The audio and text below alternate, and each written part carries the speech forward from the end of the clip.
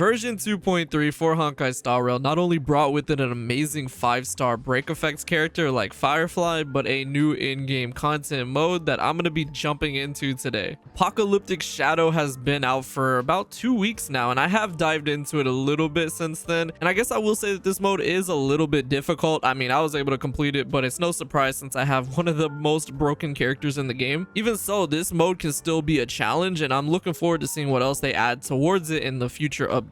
So for node 1, it's pretty obvious that you want to take a team that has a really good amount of lightning damage, or just someone like Acheron with one of her best in slot teams. She is an amazing character to be taking onto the side because her ult can get rid of a lot of the minions and other enemies on the field, allowing you to break the weakness of the main boss and also deal so much damage. It's no surprise that I took her with a team full of Nihility characters, and with Kafka there, I'm actually doing a lot more weakness break damage against lightning, which is nice. But I am going to be taking Moment of Termination because it makes my ultimate do a lot more damage, which of course really goes well with Acheron. And for node 2, it's no surprise that Firefly absolutely stomps on this side, and even with a signature light cone though, I feel like I still came close just because mine isn't that fast yet. For her side, I'm increasing allies break effect by 50% and dealing super break damage, which is really good, and I do get a little bit of a speed increase here, which is nice. But this team absolutely destroys Argenti. So yeah, all in all, a fun but difficult challenge. Let's go ahead and jump into it. All right, we're actually gonna do things in reverse this time around because I usually start off with Acheron, but now we're gonna do Firefly's side first. And of course, she takes care of a lot of these enemies pretty easily. I mean, this whole side is just catered towards this break team in particular, especially because there are a lot of imaginary damage type units here. All right, let's get rid of this side over here first. I mean, the ones that are already weakness broken, I don't need to worry about them until we get Trailblazer's ult. Now we can go ahead and start raining in some of this destruction. But you know what? Let's go ahead and break this.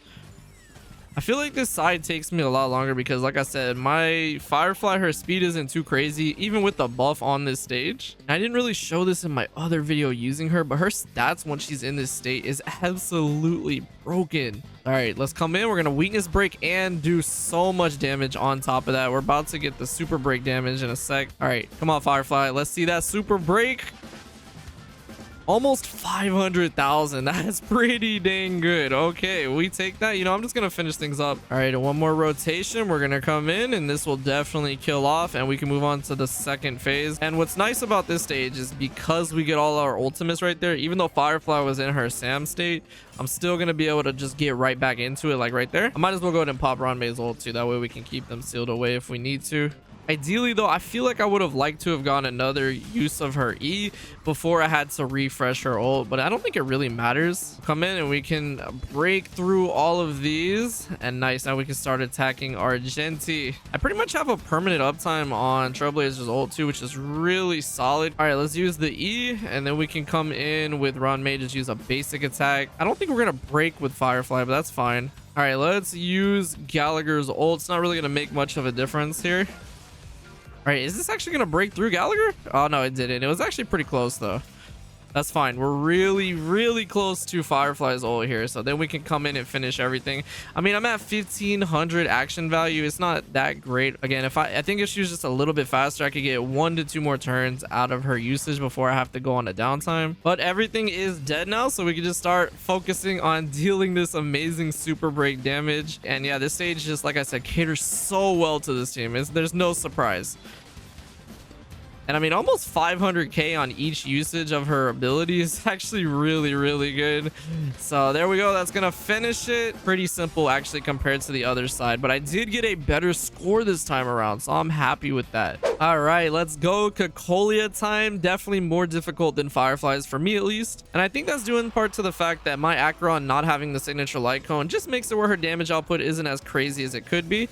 Thankfully, I do have the light cone on my Fushuan here though, so where I can get stacks for the ult, so I can already use it before we even get a chance to move. And it goes without saying that Acheron is immensely powerful on this stage because she's almost able to break through every single one of these minions. Let's go ahead and drop Black Swan's ult here. So we're gonna go to town here on Cocolia. She's extremely close to being broken through, and we're really close to Acheron's ult also. There we go. Okay, we got the ult. That's exactly what I wanted, because now we can use the ult to get this really good damage, not only weakness break damage but whittling down Japard. But we can come on in once again. So we have 2 of Acheron's ultimate, which is really solid, and we're super close to breaking through Japard as well, so we might as well see if I'm able to do that. Maybe if I would have focused him with Acheron's ult a little more there, but now we'll be all right. Really all I need to do at this point is just break him, and then that pesky annoying barrier will go away. So there we go, and he is pretty much dead. So let's refresh our shield. That's gonna give me the last stack that I needed. Let's go ahead and finish the first stage here with Cocolia. Let's just do one more hit, and we'll be starting it off with Kafka's ultimate. It is good to start this phase with Acheron's ultimate as well, don't get me wrong, especially with those enemies that are going to get summoned. But it'll be okay, because you guys are going to see I'm able to actually get the stacks towards Acheron's ult extremely quickly here. Because I have the trend light cone on my Fushuan, all of these that are going to do damage are going to make it where I get 1 stack towards Acheron. So there's a 6th one. Very nice. And we're still good. This is going to give me that proc right there.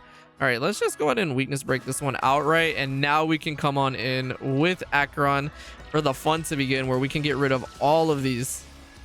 Oh, it's so great. Like, doing this without Acheron, I feel like would just be a lot more tedious. All right, that's gonna give me the follow-up attack. We're pretty close on Kafka's ult too. I don't think we're gonna break through before she gets the ult off, so I hope and pray that I don't get frozen on Acheron especially. There we go. It pretty much just tickled us, which we love to see.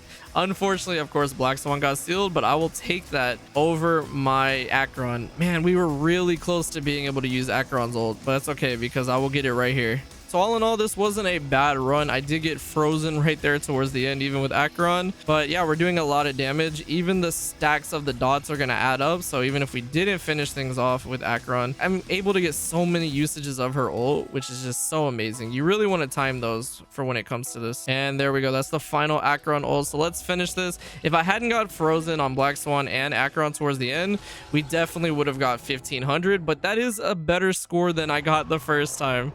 So I am happy with that. Nearly 7,000. Really solid. So there we have it, the newest game mode in Honkai Star Rail, Apocalyptic Shadow. There we go. I don't know why that was so hard to say. I like this new game mode because it is a challenge. Of course, I had pretty broken teams, and I'm sure that a lot of you guys even got better scores with me if you have better built characters, but it does feel pretty good, I'm not gonna lie, to be able to use the newest 5-star onto this and not have to worry about it whatsoever. Nonetheless, though, I can't wait to see what other ones we're gonna get in the future. Pure Fiction is about to reset this week as well, so I'm so sorry that I took so long with this, but I really just have been grinding in the background. Don't worry, I've got a lot of videos coming up soon, and like I said, when Pure Fiction resets this week, it's going to be a lot of fun to jump into that also. That's going to do it. Let me know what teams you guys are taking onto this. Like I said, you can mess around with it a little bit. I just feel like it's going to be tedious if you don't have Acheron. For the second side, you could definitely use someone like Dr. Ratio maybe with his premium team, since there is an actual third buff that I didn't talk about that does apply to follow-up attack damage. Maybe I'll do that as well, since there is a new relic set that does cater towards him. But yeah, I had a lot of fun with this. Let me know what you guys thought of my teams, and I will see you all